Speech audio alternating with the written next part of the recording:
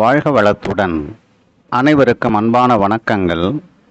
எல்லாம் வல்ல இறைவனின் திருவடிகளை என்னுடைய மனம் மொழி மெய்களால் போற்றி பணிகின்றேன்.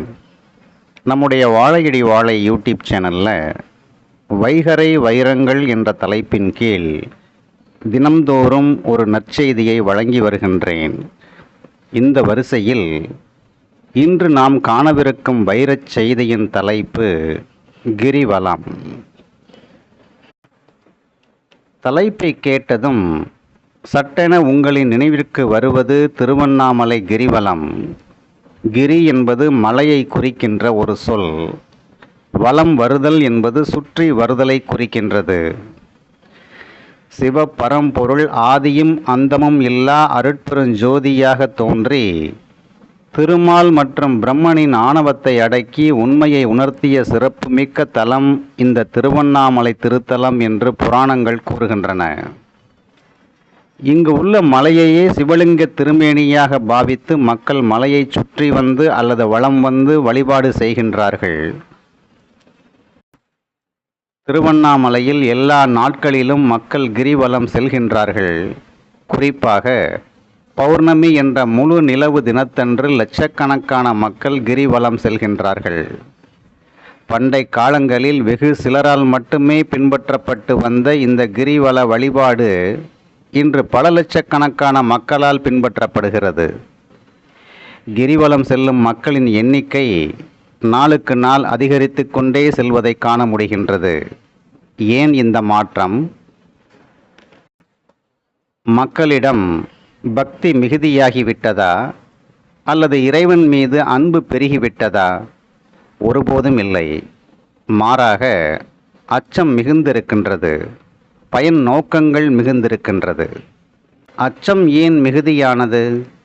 அறமீறல்கள் மிகுதியாகிவிட்டபடியால் அச்சமும் மிகுதியாகிவிட்டது. பயன் நோக்கங்கள் ஏன் மிகுதியானது?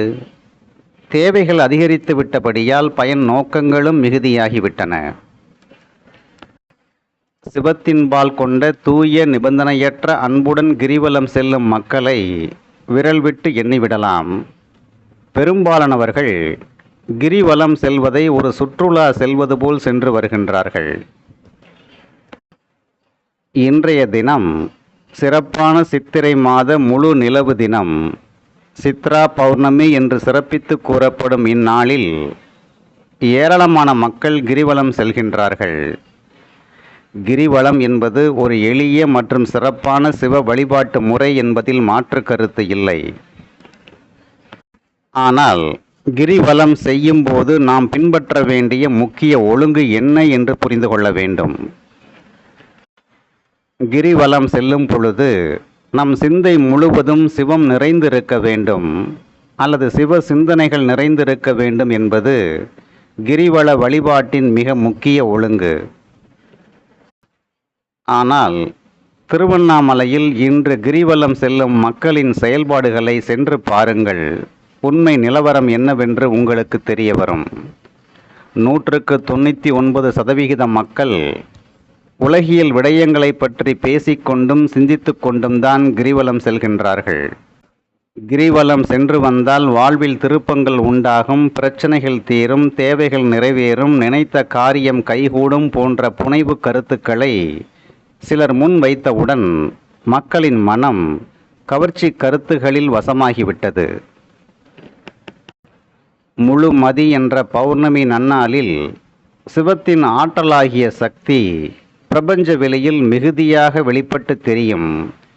எனவே இன்றைய தினத்தில் மிகச் சிறிய அளவில் இறை சிந்தனை நமக்குள் எழுந்தாலே போதும் வியக்கத்தக்க மாற்றங்களை அனுபவிக்க இயலும் என்பது உண்மை. நினைக்க முத்தி தரும் தலம் திருவண்ணாமலை தலம் என்று கூறுவார்கள். இதற்கு ஆழமான நுண்பொருள் உண்டு. இது குறித்து மற்றும் ஒரு பதிவில் விரிவாக விளக்குகின்றேன். திருவண்ணாமலை சென்றுதான் கிரிவலம் செல்ல வேண்டும், சிவத்தை தரிசிக்க வேண்டும் என்று கருதாமல் நீங்கள் இருக்கும் இடத்திலிருந்தே மானத காட்சியாக மலையையே மனத்திரையில் கொண்டு வந்து உங்களின் நினைவால் வழிபடுங்கள். அம்மையப்பரின் அருள் உங்களுக்கு பரிபூரணமாக கிடைக்கும் என்று கூறிக்கொள்கிறேன். முழு நிலவு அல்லது பௌர்ணமி என்பது சக்தியின் உருவகம். எனவே சிவத்தின் அருள் வடிவாக பிரகாசிக்கின்ற முழு நிலவினை தரிசித்து எல்லா வளங்களையும் பெற்று இன்பமாக வாழுங்கள் என்று கூறி இன்றைய நாள் பதிவை நிறைவு செய்கின்றேன். நன்றி, வணக்கம், வாழ்க வளத்துடன். அவன் அருளாலே அவன் தாள் வணங்கும் மகிழ்ச்சியுடன் உங்கள் ராதாகிருஷ்ணன்.